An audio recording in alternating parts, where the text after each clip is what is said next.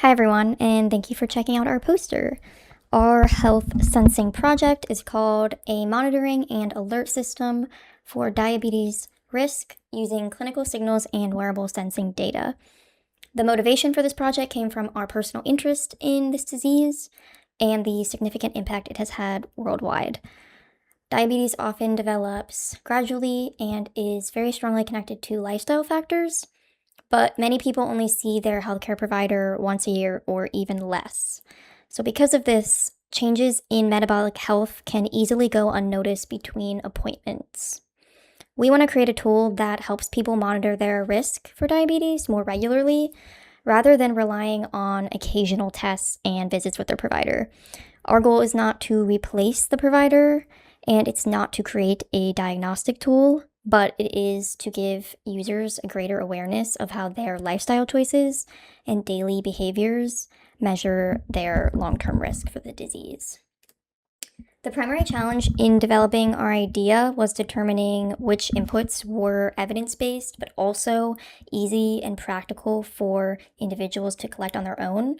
So we wanted to select metrics that are accessible through everyday wearable devices, and then we wanted to use data that comes from routine healthcare labs. And we wanted to combine these into a simple, easy to understand risk score that individuals can check on an application on a daily basis. Our prototype combines clinical inputs with lifestyle and wearable sensor data, and it creates a continuously updated risk score that changes based on each input. So the clinical inputs in our model are HbA1c and fasting glucose. HbA1c captures average blood glucose levels over the past 2 to 3 months, and fasting glucose measures blood sugar after a fasting period. These metrics directly reflect how the body is regulating glucose, and so an increase in either of these values would result in a higher risk score. Another factor we incorporate is heart rate trends. These come from wearable wrist measurements or heart rate monitors, and a consistently high resting heart rate can indicate bodily stress, which would also increase the risk score. Additionally, recurrent spikes in heart rate after meals may indicate reduced sensitivity to insulin. Another factor is sleep duration and quality. Lack of sleep or lack of quality sleep can result in reduced insulin sensitivity, and also it can influence behaviors such as increased cravings, which can result in an increased dietary score. Next is physical activity. This is measured through step counts from a wearable device or the manual logging of active time exercising. Because greater physical activity improves how the body responds to insulin, a higher level of activity will lower the risk score. Furthermore, one of the inputs is diet. This plays a very important role in glucose management, and it's captured through user logging of nutritional information and macronutrients. Diets that are high in added sugars or refined carbs or processed foods contribute to an increased risk score. Lastly, CGM or continuous glucose monitoring. These are sensors that an individual can opt to wear, and they measure glucose in real time. These provide measurements throughout the day that give insights into glucose patterns and what foods and other triggers contribute to those spikes. Overall, each input provides different information about metabolic health, but they're all connected through insulin sensitivity. High insulin sensitivity is beneficial because it means the body is using insulin effectively to regulate glucose. However, poor sensitivity is a risk factor in development of diabetes.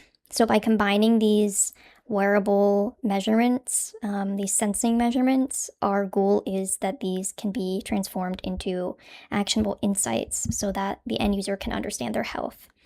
And with that overview of our inputs and our impetus for this project and the start of our model, I'm going to hand it over to my partner who's going to explain how these inputs are integrated and weighted in the model, demonstrate the prototype, and discuss some of our outputs and conclusions.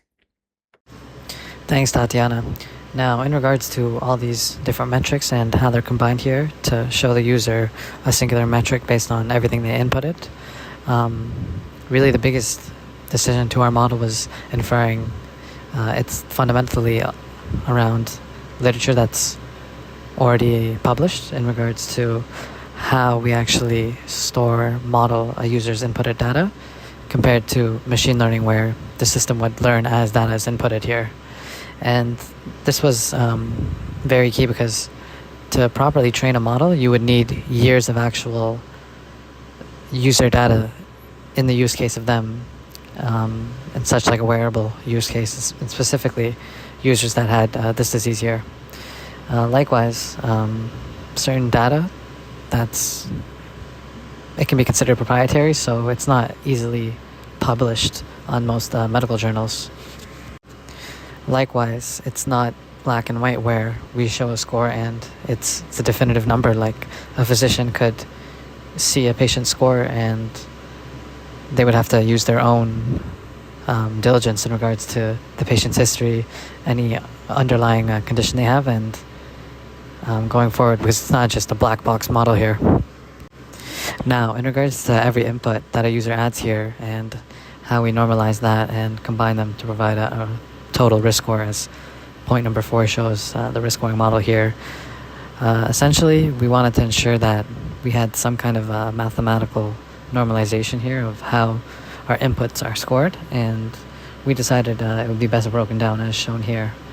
Of course, the labs are most important. Any kind of blood work, that would be the highest rated score we have here, 30%.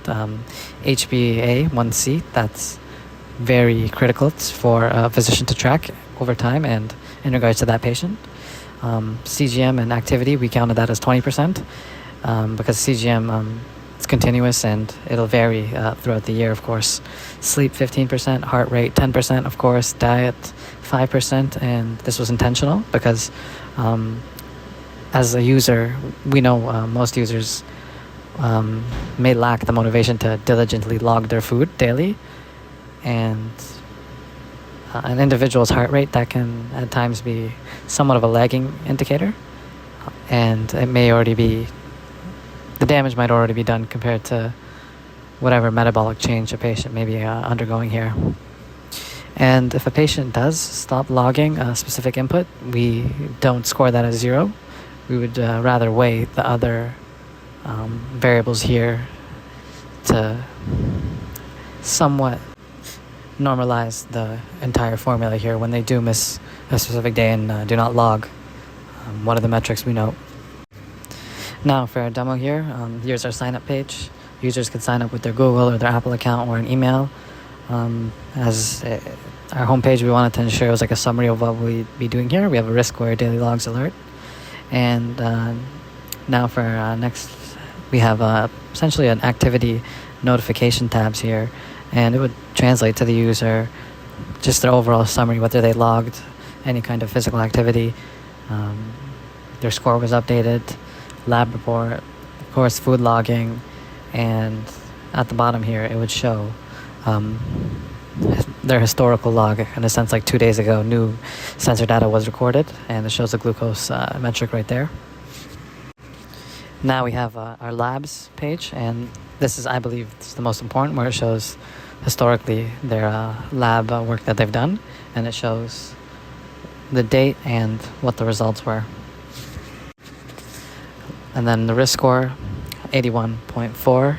This would be highlighted to the user, of course, in a bigger font text, because it's most important, and it shows the percentage increase in regards to how the risk score is previously. We also have the user summary shown to the user, and this would be a look back average over the 30 days, and it would show the increase of their risk score here, and it would give a brief summary as to why they scored poorly in such case here.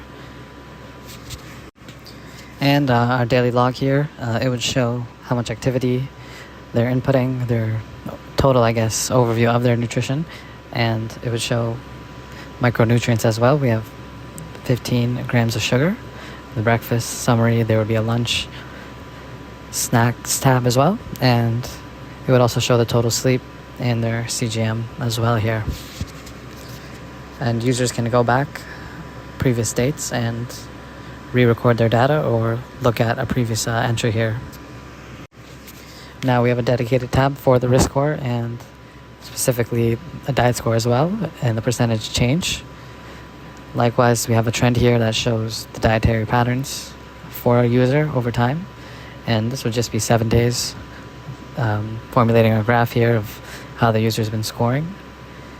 And important to note, as the graph goes higher, the user's dietary pattern and overall health is worsening in such case.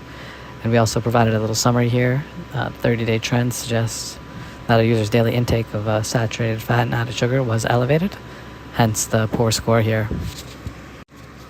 Now, in terms of a user that was more physically active and they wanted to track their physical activity, it would show a graph like this in terms of daily steps that can be inputted, and it would show the average here on 30 days on their activity score overall.